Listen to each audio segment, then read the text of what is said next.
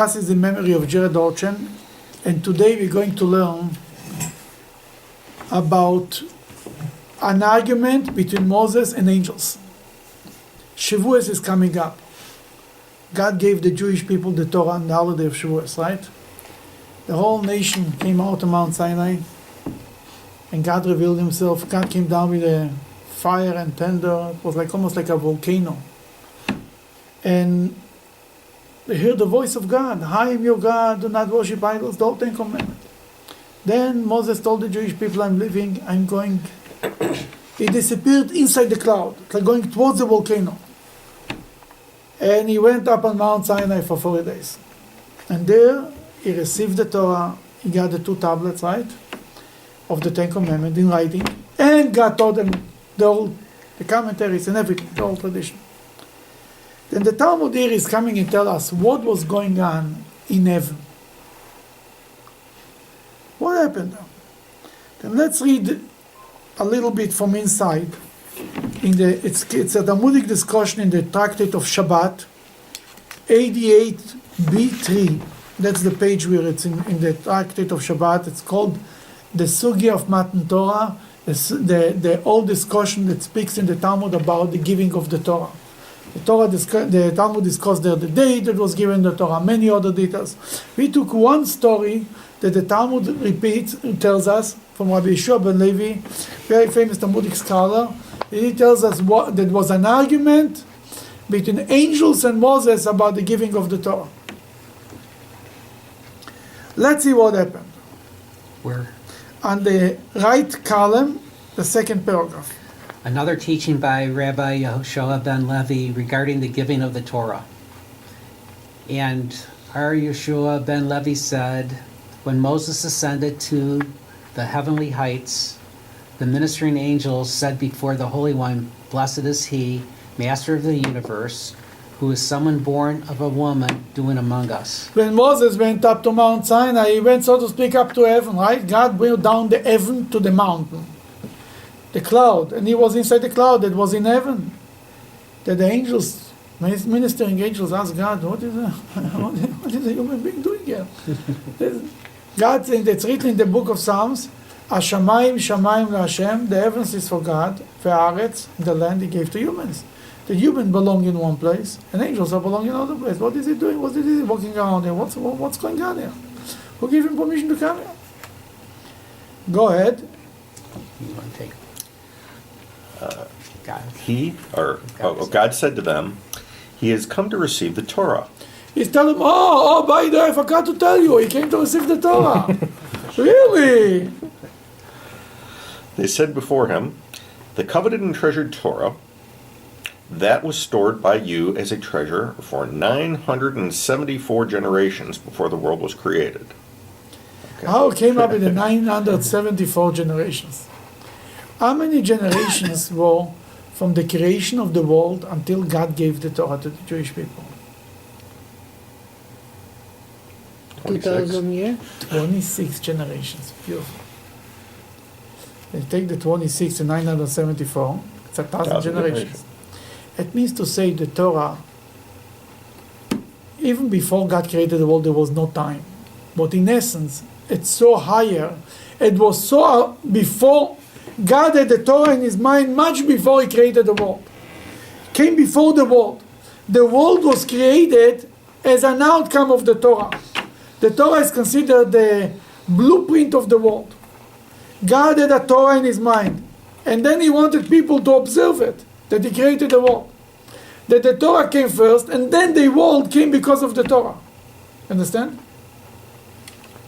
Then he said that the angels tell God, as long as you had the Torah, we didn't want to bother you. But are you planning to give it? Hey. Let's continue. After we have the 974 generations, basically 1,000 generations that are versed in the book of Psalms. Then the Torah was, so to speak, 1,000 generations before human, before creation, before the world, higher than the world. 1,000 generations is basically intended to be kind of the expression of forever. Basically, completely higher, beyond number. Yes, much higher than the world. Wasn't world created on Hebrew alphabet? So, The first came Hebrew alphabet, then the world. you're right. God created, first was the Torah, then the world. Absolutely, yes. Okay, continue. You intend to give that to flesh and blood? That to flesh and blood?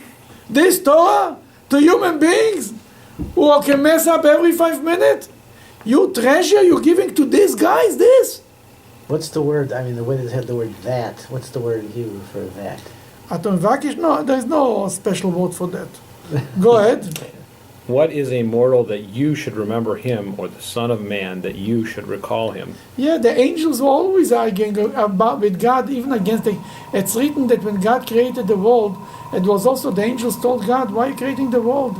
Human beings are failing about everything. They will just aggravate you, and what do you need it for?" The angels were always against the idea. You're giving your Torah, the wisdom of God, you're giving to human beings. God also consult with the angels about creation. That's what I'm talking man, about. Yeah. And what they told them? Don't. That's what they told him. And he still created. He didn't listen. Exactly. He said you got to consult, but you don't have to listen. Right? Exactly. Okay, continue. Hashem, our Lord, how grand is your name in all the earth, that you should rather bestow your glory upon the heavens. Bestow your glory upon the heavens. What you busy with giving the Torah to people on the earth? Give it to us, God. That's what they said. That was the argument that the angels told God when they heard why they have the guest in town. His name is Moshe. Moshe came on Mount Sinai. I said, "What is he doing?" He said, "Oh, giving the Torah." What do you mean? As long as you didn't give it to anybody, we didn't ask for it. But if you plan to give it to us, angels. That's what the angels were arguing with God. Go ahead. The Holy One, blessed is he, said to Moses, give them an answer. Moses said before him, Master of the universe, I fear to reply to them lest they burn me with the breath in their mouths. He says, God told them, no, Moshe, what are you saying? They have a good argument. What are you saying? That Moses says, I'm afraid to answer them. Because they're with angels, I don't want to mess around with angels. Go ahead. God said to him, take hold of the throne of my glory and give them an answer. Take hold of, basically, I will protect you. Give them the answer. I want to see what human being you have to answer on this question. This is as it says. He allows him to grasp the face of the throne. He spreads upon his cloud. And Rabbi Nachman said, this verse teaches that the Almighty spread some of the radiance of his presence and his cloud upon Moses. That's why God protected Moses, put his radiance on Moses, and Moses was able to fight with angels and to overcome them. Maybe this where it came down, that Moses came down from Mount Sinai his face was shining, because he was had already a fight with the angels, and God protected them. That he was stronger and higher than angels. You see, when he was at Mount Sinai, he was like an angel. Why he was like an angel? He didn't eat and didn't drink, and didn't sleep for 40 days and 40 nights. How can a human being do it? That in these 40 days he was like an angel and even stronger than an angel. A human being who can behave like an angel is a bigger achievement than an angel alone. An angel, that's what he is. He doesn't have food, his stomach doesn't bother him. It's not a big achievement that an angel doesn't have to eat. When a human being behaves like an angel, it's much bigger. The narrative continues. The narrative is resumed. Commencing his argument, Moses said before him, Master of the universe, the Torah and you are giving me, the Torah that you are giving me, what is written in it? I am Hashem your God, who has taken you out of the land of Egypt. Moses said to the angels, did you descend to Egypt? Were you enslaved to Pharaoh? Moses took the 10 Commandments and started to go over with them one by one. I am your God who took you out from Egypt. I said, hey guys, when were you in Egypt lately? You suffered from Pharaoh? What does the Torah have to do with you? Go ahead. Why should the Torah be yours? What else is written in the Torah? There shall not be unto you gods of others. Do you live among nations who worship idols? What is written? What is written? What else is written in it? Remember. Then first we tells them the next commandment is do not worship idols. So is anybody in the heavens worshiping idols? Why you need such a commandment altogether? Okay, Remember this. you want to continue? Sure. Remember the Sabbath day to sanctify it. Do you engage in any labor from which you would need to rest? What else is written in It says are you engaging, and you have to rest on Shabbat. You're working all week that you have to rest on Shabbat? Somebody who doesn't work all week doesn't have to rest on Shabbat. Only people who work have to rest. Somebody who never goes to work doesn't have to rest. What next is written? Go ahead, the next What commandment. else is written in it? You shall not take the name of Hashem, your God, in vain. Are there any other business transactions among you that might lead you to take oaths taken in vain? Why the Ten Commandments says do not use God's name in vain? Because people will just take an oath and swear. I swear that this belongs to me. They lie. They have an argument about business. Who needs it there? Who needs it in heaven? Why is this problems in heaven? Continue. Okay. What else is written in it? Honor your father and mother. Do you have a father or mother? Do you have a father and mother? Any angels a father and mother to take care of? Do they know what it means to have in-laws? Go ahead. What else is written in it? You shall not murder, you shall not commit adultery, you shall not steal. Is there any envy among you? Is there any evil inclination amongst you? Yeah, he said none of this is relevant to you guys. It's all talking about human beings. That's why the Torah is to begin with human beings. Go ahead. Is there any evil inclination among you? Immediately the angels conceded to the Holy One, blessed. Immediately the angels consider they admitted that it doesn't belong to them. As it is said at the end of that This- psalm, Yeah. Hashem, our master, how grand is your name in all the earth. Now here it is not written, bestow your glory upon the The heavens. second time when the Psalms end, it doesn't say again, bestow your glory on heavens, because they understood that the Torah belongs to human beings on earth. Immediately every one of the angels became a friend of Moses. Every one of them, in an argument in Judaism is before, as long as you argue, you argue. The moment it was resolved, now you admit to the other person, you become his friend. The angels became Moses' friends. They thought that he won the argument. Now he is the Torah. Now he's the boss. He has something they don't have. So, And gave him something, as it is said, you ascended to the every heights. angel gave him a secret, gave him a present. What type of present? Okay. You ascended to the heights, you captured a captive, you took gifts because of man. That is to say, in reward for bearing the insult when the angels called you a man, you took gifts. Means to say the angels gave him gifts. What are the gifts that the angel gave him? Go ahead. The angel of death also gave him something. As it is said, Moses said to Aaron, take the fire pan and put it on the fire from upon the altar and place incense. Okay, what happened is like this. After the story of Korach, you know that when Korach was swallowed up in the earth and the whole story, after that, the Jewish people complained to Moses and Aaron, you're killing everybody. You're killing the people of the nation of God, the people of God. God get upset at the Jews and started a plague, another plague. That Moses told Aaron, go take incense from the altar and run, and when the people die, and the next person who didn't die yet, stand with the fire pan, and this has the power to stop the plague. And Aaron did exactly what Moses told them, and the incense stopped the plague. How did Moses know that incense stopped the plague? Who gave him the secret? The angel of death gave him the secret. At Mount Sinai, the angel of death told him, I have something to tell you. If you're sometimes in dear trouble, that's what you should do. And there is stories in Jewish tradition that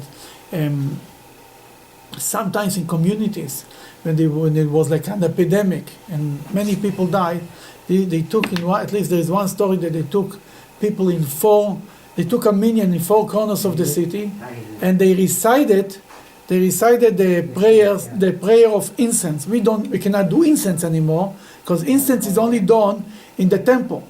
But instead of doing incense, we can pray it. We say this prayer we recite it every day before the mincha service. Then they recite this prayer and they stop the play. There is such a story in Jewish history. And that's the secret that he gave him. Go ahead. He, Aaron, placed the incense and atoned for the people. And it says, he stood between the dead and the living, and the plague was checked. Now, if the angel of death had not told Moses the secret, how would he have known? Okay, that's the story. Now, what do you do with the story? Looks like a little. The angels didn't know that's human beings. That human beings only have father and mother. You have to tell the angels. What is Rabbi Yeshua ben Levi trying to say? Rabbi Yeshua ben Levi didn't overhear the conversation between angels and Moses. He wants to say a concept. Where the Torah belongs, in heavens or in earth. What he really wants here? There is a concept in Jewish law, in Jewish tradition, that God doesn't demand from human beings something that he himself doesn't do. If he tells us to do it, he's doing it.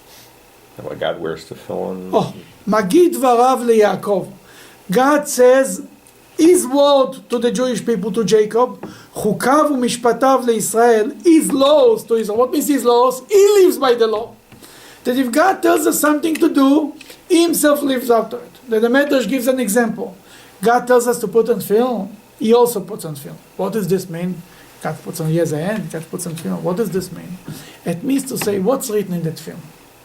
What is inside the box? Shema Yisrael, Hashem Elokeinu, Hashem Echad. What's the idea? That we believe in one God. That in God's film is written, who is like you, people Israel, the one nation on earth. What does this mean? When we put on film and think about only about God, God at the same time thinks about us. God puts on film too, with us. We think about him, he thinks about us. Is that measure for measure, basically? Yes. For example, another example. It's written in Jewish law that you're not allowed to destroy a synagogue. And right away becomes the question, how God destroyed the temple? Not allowed to destroy a temple. How God is allowed to destroy the first temple, the second temple? What's going on here? The answer is, the Jewish law says, you're allowed to destroy a temple for the sake of building instead of it a bigger building at the same place. That God destroyed the temple, first temple, 70 years later he built a bigger temple. And we destroy the second temple because eventually he will build such a temple that can never be destroyed. That means that always the thinking is, if God tells us a law in the Torah, he lives up to this law the same way that us. Do we interpret the wearing tefillin materially, or is No, that pure? That's what I told you. Okay. No, Okay. there is no materialistic things in God, in heaven. And God is a spiritual thing, absolutely not. To interpret anything materially is a misunderstanding of the whole conversation. It's a sad understanding of people who understand like this. Absolutely not.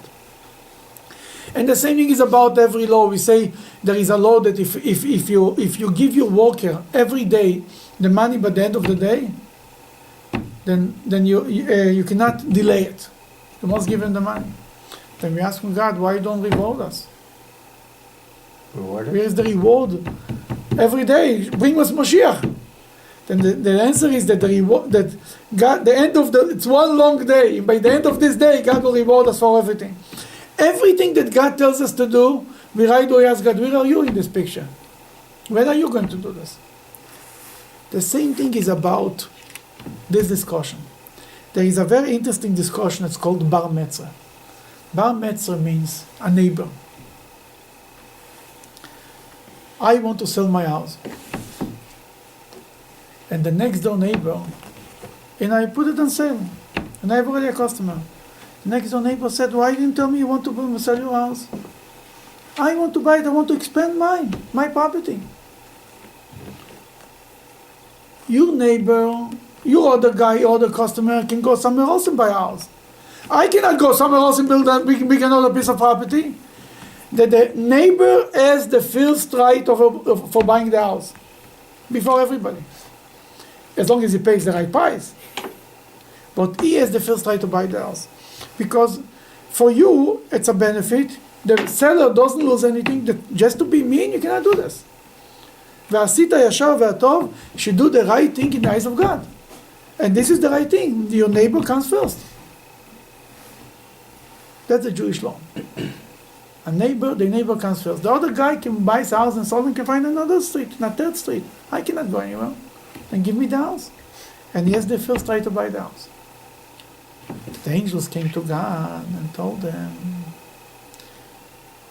Master of the universe, we are the neighbors. The Torah is in heaven, right? That's clearly God came down from Mount Sinai and gave us the Torah from the heaven to the earth. The angels are closer to God, they're the neighbors. If you want, as long as you didn't want to give the Torah, fine.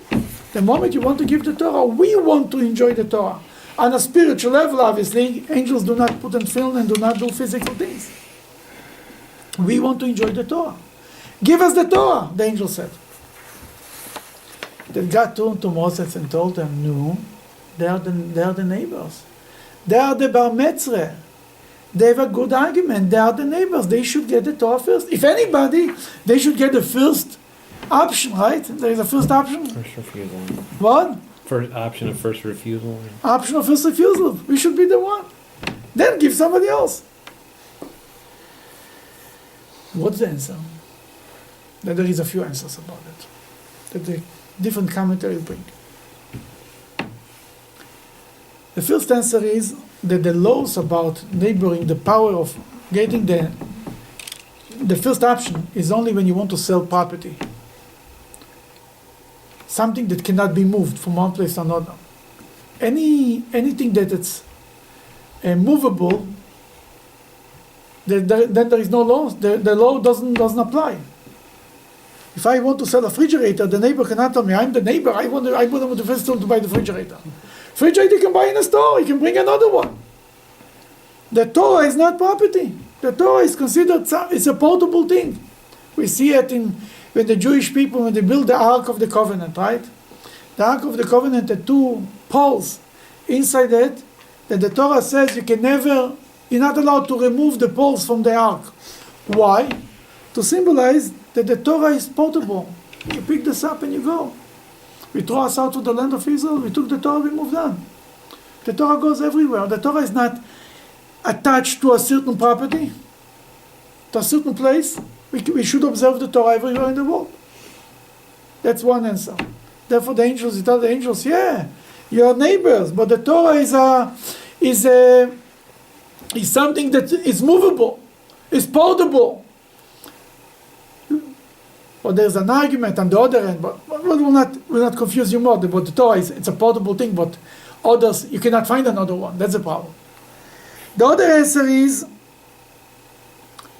when I want to sell the property, the neighbor is number one. But if I want to give it a present, I'm not selling. If I want to give it a present, I want to give it a present that a person that I like. Why I want to give a present? I love this person. I want to give him a present. I don't love my neighbor. I'm not in the business of selling it. I'm giving it a present. If I give it as a present, you cannot force me to give it to my neighbor first. If I want to sell, it's about making money. I should take the money from the neighbor before I take the money from another person. And I sell it to him. But if I want to give it a present, I can give it a present to anyone in the world. When God gave the Torah, how He gave it to us? He sold it to us? Or He gave it to us as a present? What do you think? Present. He didn't sell it to us. It's called Matan Torah. Matan means the giving, but the word comes from the word matana. Matana in Hebrew means a present. The giving of the Torah is the word that's used is the same word as for a present. God gave us a present. The moment He gave us a present, He loves the Jews. He doesn't love the angels. What are you going to do? He loves us. God says, I love the Jewish people. This guy, Yankel and Moshe and Getzel, that's the people I want to give the Torah. You angels, have a nice day. I don't want to give you any present. Your neighbors, it's nice, it's true, but I'm not giving you any presents. That's the second answer. The third answer. As many rabbis are there is how many answers there is. It's all to point out, really, all the answers in this discussion is to point out how connected the Torah is to the Jewish people, how appropriate and how much we are connected, how much God sacrificed when He gave us the Torah, and why He wanted to give us the Torah, because He wanted to give us a present, and because we are so important. The next answer is, if I want to sell my house to my son, then my neighbor cannot come and say, I am first. If I want to send it to sell my house to a stranger, and you come and you say, I'm your neighbor, I want to buy it first, fine. But if I want to give it to my son, to sell it to my son, and my son want to buy it because he has sentimentals, he remembers, he grew up in the house. Many people, even in Cleveland, bought the houses of where they grew up, from the parents. Because they have such good connections, such good memories, they want to live in this house. Then if you want to live in if you want to sell it to your son, the neighbor has no right, cannot come and claim that I want to buy it first. We are the Jewish people, are called the sons, the children of God, right? Banim atem laHashem Elokechem. You are the children of God. That if God wants to give the Torah to the children, the angels are neighbors. Yeah, you're neighbors. You're not my kids. Very good neighbors. I love you guys. We have neighboring relationships. It's all nice and fine. But the kids is the kids. I want to give my business to my child. And I gave it. Why you don't sell it to me? I want to sell it to my child because I want to sell it to him. Because he's my child. We are the sons of God. Children of God. That's that's the next answer. There is more answers. Another answer is that the angels want only the mystical part of the Torah, the Kabbalah of the Torah. The angels don't put on film. The angels don't have a father and mother, right? They want the mystical part of the Torah. And the law is, if you sell it to one person, if you sell it to a person, that you can sell it to one person the whole package, and to another person only can take only half of it. You sell it to the guy can take the whole thing. Then the Jewish people can take the physical part and the mystical part. The angels can only take the mystical part. Therefore, they don't have the first right for buying. All of these answers are nice. The only problem is Moses in this story it's not written. Moses in this story did not answer this. He didn't give these answers. What lays in these answers that Moses says that can answer this question of a neighboring thing? There is one more law about who is first, the neighbor, or if I want to sell a property, to who it belongs. If I want to sell my property, my house, to somebody who wants to build or my property to somebody who wants to build a house there, or the other person wants to make from it a field, who comes first? What do you think? Your neighbor wants to make a field, and the other person wants to build a house there. The person who builds the house comes first. Not like today, that we are all into destroying the houses and making more space, and it should be more environment. Judaism says that if somebody wants to build a home, in the other person will just want to expand his property, to plant their tomatoes, or oranges, or etrogs. We say the person who wants to build the house comes first. Therefore, now angels are, so to speak, in the spiritual world. You ever heard of Chakal Tapuchin Kaddishin? That we say it before Kiddush on Friday night. That the angels are basically raising spiritual apples. That maybe from there is coming the whole idea that Adam and Eve ate from the apple. It's coming. There is a Kabbalistic thing about apples and spiritual apples. In any case, so to speak, the angels are busy with planting things. We are busy with building a home. For who we building a home in this world? The job of human beings is to make from this world a home for God. That's the job of every human being, and especially from every Jew. How we make a home from God? Why God wanted to create the world? God wanted to create the world. It's written that he had a taiva. A taiva means he had a craving. God had a craving. We have a craving sometimes for ice cream or for something else good. God had a craving too. One day, middle of the night, he woke up, he has a craving. He's diving in his grave. What he wants? He wants a world, a physical world, and he wants human being that they don't see God, and they don't hear God, and they are not angels, to recognize God, to do a mitzvah, to take a physical thing and to make it holy. We are empowered to take material and turn this material into a holy place. What does this mean? Even on a simple level. When I take a cup of water and I say a blessing before it, or I say a motzi lechem nahar before I eat a piece of bread, I recognize that this bread belongs to God. Making a home for God means recognizing God in this world. Then God has a whole big desolated world, and He's waiting for us, human being, Jews, and every human being, to go around and recognizing God. How we recognize God? By doing mitzvahs. By living a physical world and doing things in this physical world, and by this we're recognizing God. For example, we're living here in Solon. Solon was existing for 5,775 years. Not for 20 billion years or 60 billion years. Who knows what? Whatever. For me, it's good enough, 5,775. If you need 60 billion, go ahead, enjoy it. And this space part is called Solon. Nobody ever served God here. Yeah, maybe. I don't say nobody. People probably recognize God. Or, first of all, human beings didn't live in Solon not long ago. Until not long ago, that was a desolated place altogether. Human beings didn't even came. And then came Jewish people here. And they serving Hashem in this place. They're recognizing God in this place. We made Solon a home for God. By doing mitzvahs. Now, if we take it a little more than this, when we take a lulav and a etrog and we say a blessing over a lulav, we elevate the lulav.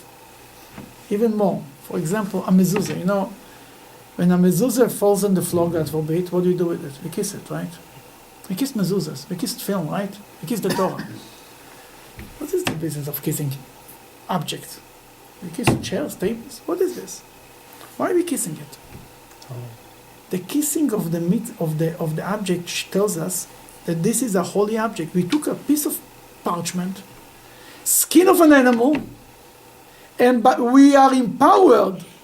The sofer, the Jewish scribe, is empowered to write the letters, to write on a parchment, and by this, writing the Shema on the parchment, by this it makes on the parchment a holy object. We cannot throw it away, right? We have to bury it. We have to treat it with respect. Taking a skin of nothing, a material thing, turning it into a holy thing. We are the only one in the world who are empowered to do such a thing. To turn things into holy objects. That means what? I said I remember learning that last year, and it really kind of got to me. That's kind of interesting. That we have an unbelievable power to take the world and to make it a godly place. That the same meal, if we didn't say thank you before the meal to God, it's just like we're eating like animals. If we stop before the meal and we say thank you God for the meal, or if you're a Jew, you say the bracha, suddenly the meal is serving of God. It's a service of God. Eating cholent on Shabbos is a mitzvah. On Tuesday is not a mitzvah. You might actually choke. Ever try to eat in the middle of the week? You'll never, the rest of, I don't take responsibility for this. But Shabbos, cholent, yeah. So there's a major theme between connecting this world to the spiritual world, and this is obviously part of it, right? Yeah, but the goal is to bring the spiritual world down to this physical world. And really, God started it. It used to be a separation. Spirituality is for God, and the world is physical world. No connection between spiritual and physical. God said at Mount Sinai, we break the rules. I'm coming down to this physical world. God went down to Mount Sinai, and He empowered us. He started us. He started to make the world a holy place. And now, and since Mount Sinai, it's up to us to make the world a dwelling place for God. How I make the world a dwelling place? And I put a mezuzah on the door. I invite God to the room. When I serve kosher meat in my kitchen, I invite God to the kitchen. When I have kosher book, when I have Jewish books in my house, I invite God to my dining room, to my living room. Was circumcision when Abraham got? Oh, was that like the first mitzvah that started this concept was circumcision. Abraham did in a physical body. By doing the circumcision, you sanctify the body. You make it a holy object. That's what circumcision. But they weren't doing much. They really, even though they were holy people, they couldn't do the parchment. They did not have the power. Only Mount Sinai was after Abraham. God empowered the Jews to make from many only a book. You cannot throw these papers now in garbage. We learn Torah from it. That becomes holy. That our job is to make the world make the world a dwelling place of God. Then when the question is, the angels want to make it, to plant trees, spiritual trees. And they're the neighbors, but we want to build a home. The person who builds a home comes first. And that's what Moses told them. It's not that the angels didn't think that they have, they thought they have a father and mother. Yeah, anybody steals, they knew that nobody steals in heaven. But in the answer he says, you know what the important part, not the spiritual part of Judaism, but the physical part of Judaism. That's what is important. It means to say like this, you know, when a person puts on film, there is two parts in that film. You put on the film the physical part, but then you have to think about it. It's a part of the mitzvah, that you have to submit your mind and your heart to the will of God. Everyone that puts on, that's written, you think. Now, what would be the case? Somebody put on that film, but he didn't think anything. He fulfilled the mitzvah or not? What do you think? Yeah. Action alone, I don't think is enough. You need kavanah, right? Oh, you can give it the name. There is kavanah and there is maaseh, the action, right? The mitzvah itself. If you put on that film and you had no kavanah, no intention, you were thinking about the game. Who won, by the way? Still being played. Okay. Did you fulfill the mitzvah of putting on film or not? What do you think? What did you do in New York City when you put on the film on all these people? You fulfilled the mitzvah. Just do it, right? Oh, now we'll take the other side. Somebody has a tefillah on the table. He was tired, let's say he was sick, and he was a whole day thinking about submitting his heart and mind for God. Did he fulfill the mitzvah or not? He had 100% kavanah. Intention was completely zoomed in on the best level. Nobody even puts on film as this level of intention and control and focus that he has. He didn't fulfill the mitzvah. Unless he was precluded from doing it, right? He still didn't fulfill the mitzvah. He still didn't fulfill the mitzvah. We don't blame him. He's not accountable for it, but he didn't fulfill the mitzvah. Let's say he's a Jew in Russia in jail. He didn't have film. That we don't blame him, but he didn't fulfill the mitzvah. Then, right? Then what do you see from this example? The question is the action or the thought. Action is the important part. And that's really is the argument between Moses and the angels. What's more important? The angel says to think film, we do a much better job than you guys. A much better job than you. We are more spiritual, we are closer to God, we don't have bad thoughts in my thinking, we are more focused, we love God more than humans, we fear God more than humans, we do a much better job than you. What do you need you put in that film? Big deal. God says that Moses answers, yeah, but from you thinking nothing good comes out. There's no physical I have a body. question. We need a physical world. The physical world has to become elevated and sanctified. And angels cannot do it. The regular Joe Schmo who puts on film and he doesn't even think a minute about what he's doing. He is sanctifying the world. He makes the world a holier place. That ultimately, that's the argument. Who is more important, angels or human? The answer is human. And in the Torah itself, that's always, for example, a similar argument was later at the, what's your question? I'm sorry. We don't have to talk about it if it's not related, but there is something I heard that when you, that God can attach the deed to the thought. It's something like if you can't do it, but you... If there is a deed, God can attach it. Yeah, if you add intentions to do a mitzvah, God will help you to accomplish it. That's the deeper meaning. Okay. If you decide to do something good, God will help you to make it work. When Moses came down from Mount Sinai with the 2 tablets, what happened downstairs? Having a little party. The little was a little more than a little, worshiping idols, right? Moses took the tablets and smashed it. Why smash the tablet? It's his grandfather's. What is this business? He was the UPS guy. He was the delivery man. What is he breaking the tablets? He was the lawyer, ripped up the contract. It's not enforceable. Then what was here the question? The question was, we had here tablets. That's written in the tablets, do not worship idols. If somebody worship idols, that's their threat. Tells he has a Jewish people or worshiping idols. He has a contact. Here the question, the Torah, the tablets, the writing of God.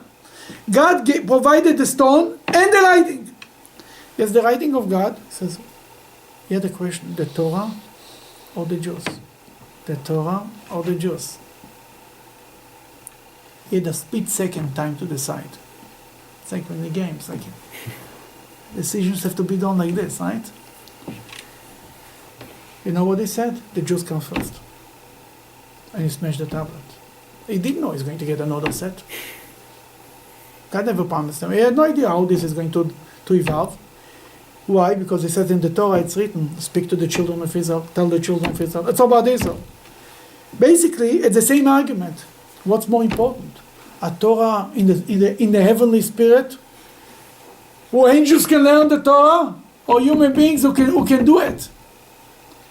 He said it's about human beings who can do it. Because we make a difference. We make even mitzvahs without thought. A mitzvah without kavanah, it's written is keguf belo neshama. It's like a body without a soul. It's like a handicapped mitzvah. It's like creating a handicapped person. You know what I mean? It's like it's a half mitzvah done. Yeah, he put on the tefillin, but he didn't think about it. He didn't care for it. And it's like the mitzvah is like, oh, there is somebody there. Thoughts without action, it's a thought. It never came down to the world. Then to make a physical, the job that the Jewish people at Mount Sinai, the Jewish people were entrusted, we were empowered, we were sent out to build a house for God. And at every mitzvah that we do, in every place that we go, we are making the house of God bigger and brighter and more beautiful every day. For generations and generations and generations, we're building the house of God. That's why Jewish people are exiled from country to country. Why we are exiled? What's wrong in Israel? It's not only because we were sinned, because we are on a mission. We were exiled from Israel to Babylon, and from Babylon we went to Rome. From Rome we went to Spain. From country to country to country to country, with one goal: to make in every place a house for God, to recognize God in every place. Jewish people created. While Moshe was getting 10 Commandments, Moshe knew what 10 Commandments said when he came down. But people who created, They didn't know. They knew. Not like in the movie, they knew. On Shavuos, God gave the Torah, said the 10 Commandments to all the Jews. Okay. And then Moses went up on Mount Sinai, we had this whole fight with the angels and everything. And finally he gets the 2 tablets, he comes down. 40 days later, the Jewish people know. So they knew. They knew, Okay. absolutely they knew. That's the problem. Okay. If that wouldn't be such a problem. Now it makes sense. They knew about it. And more than that, the moment the Torah is given to human beings, the angels benefit from it too. Not only the human beings. Because when you elevate the world, you cannot pick up from the roof. You have to pick up from the bottom. When the human beings are elevating it, then the Jewish people, then the angels benefit. The angels being elevated when the human beings are being benefited and elevated. Now I just want to learn with you one more little piece. You know what? Go ahead. Now, might one of the angels step up at this point and say, "Well, hold on a minute. Us angels, we do stuff on Earth. We destroyed Sodom and Gomorrah. We talked to Abraham and Sarah. We've done some stuff, so we should get the Torah because we do stuff and we've got good thoughts." they can destroy maybe by a mission, or they cannot really. I'll tell you, the only accomplishment is when you have the free choice. Very important component, the most important component, I would say, of human beings. Why is it considered a big achievement? Is because we have free choice. We can do good, we can do bad. We choose to do good. Right? Angels do not have free choice. Angels are spiritual robots. They only do what God tells them. Then we are in the image of God. What means we are in the image of God? We are like God. God has free choice, freedom of choice. He can do whatever he wants. He gave us this power. Then the moment he gave us this power to make free choices, and we make the right choices, then we make a difference. For an angel to serve God is not an achievement.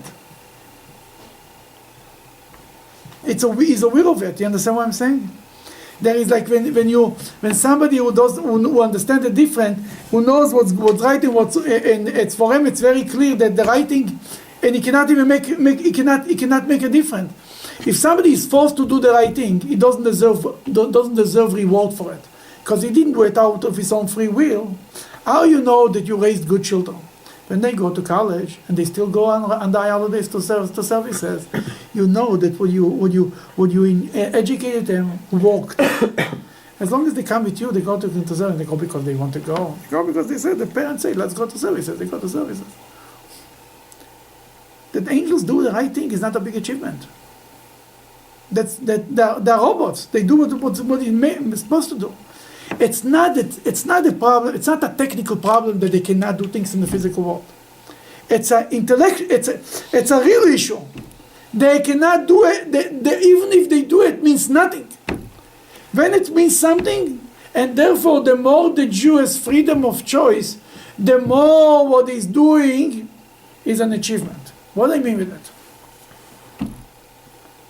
If I go to shul, it's not a big achievement. We have anything else to do. We are going to go Shabbos. We go to the mall. Can you imagine a shop in Beachwood Place? People think that I'm send me to a psychiatrist. Take pills. You need pills, Rabbi? Some shots. Now, in our Orthodox community, people go to shul. If they don't come to shul, the neighbor will ask you, where were you Shabbos? What happened? You don't feel good. 20 people ask you if you didn't feel good. Next Shabbos, you show up, believe me. You're not comfortable. Everybody else. But when Jews who do not have to go to shul on Shabbos, they will be perfectly okay if they don't come. They have another million places to go. And more exciting places. And more entertaining places. And they still choose to come to shul. They are making a choice, and therefore they are creating a house for God more than me. Then somebody who is born within the Orthodox family and is observing Judaism, God says, big deal. What are you going to do? Something else? You know. But somebody who never put on film, and he starts to put on film, that's an achievement. And who is really the one who make a difference? Who create the more freedom of choice you really have in your own mind, the more when you do it, when you choose to do the right thing, the more of an accomplishment it is. And that's why God made it at our generation 90% of the Jews were not born to religious families, to religious parents. Because he wanted this kind of joy that he draws from a Jew who never had an exposure to Judaism. And he's doing one mitzvah, God said, that gives him joy. That guy so do mitzvahs day and night. Oh, yeah, another one. You're again here. You're again in shul. God wants to see the Jews who are not regularly. We get more excited. Your kids are out of town. They come to town. You dance a whole day around them. The guy is in town. You look at them. You don't even look at them. So I'm in town. I take care of you every day. No. The son who comes to visit from out of town. Oh, he's God. He never takes care of his parents. He doesn't put a finger in cold water. He's doing a favor. He comes for Thanksgiving. The whole family dances around them. What with this, the dinner will be on the time that he comes before he leaves and after this. And the kids who are in town and take care of their parents day and night, they are treated like I don't know what. That's Yom Kippur is God's Thanksgiving. The Jews who don't come a whole year showed up. The kids who are out of town, they come. Yeah. The joy is unbelievable. Now the people are there every day. God said, "Oh, nice to see you. Get you But where is the excitement? The excitement is by the kids who are not in town. Then the more we have free choice, only we human beings can create a world, a house for God in this world. And that's why we receive the Torah and not the angels. They cannot do it. We can do it. Thank you. The